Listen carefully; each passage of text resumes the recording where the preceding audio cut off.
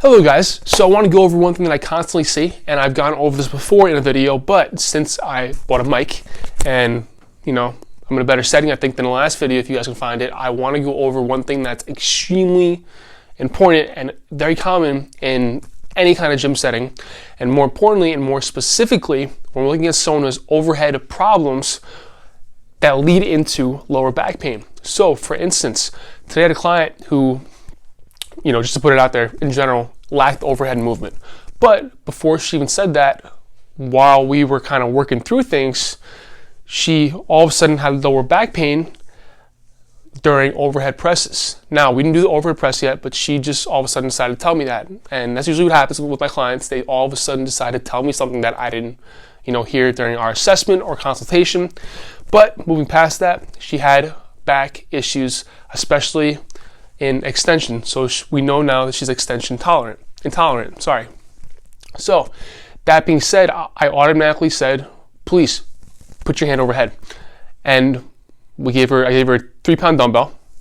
And while she was here, I could see that because she lacked overhead, shoulder flexion all the way up here vertically, she would actually extend back, and that puts a lot of pressure on the lumbar facets, heck, all the facets back there, and will actually cause radiating pain down into the gluteal area.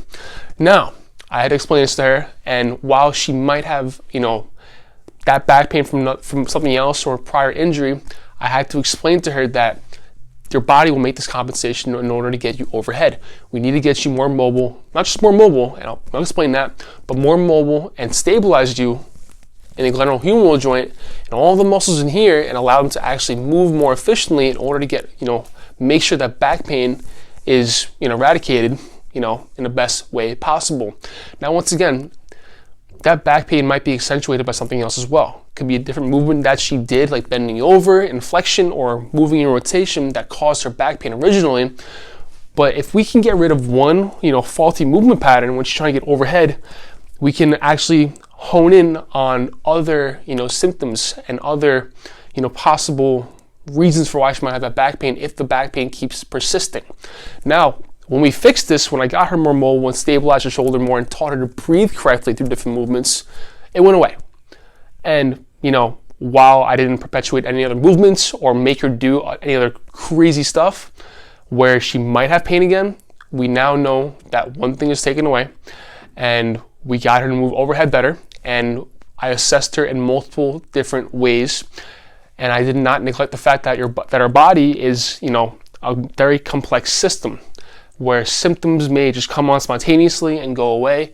And it's important to understand this, especially with the lower back and disc bulging and all that stuff and herniated discs.